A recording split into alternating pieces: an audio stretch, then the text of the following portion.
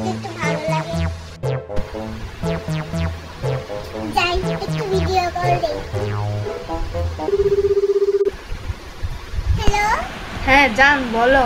কি করতেছো? না তেমন কিছু করি না, আচ্ছা, এমনি জানো, বসে আমার আছি। না আজকে তুমি ভালো বলো। লাগছে না, সেজন্য তোমাকে একটা কথা জিজ্ঞেস করবো। হ্যাঁ বলো।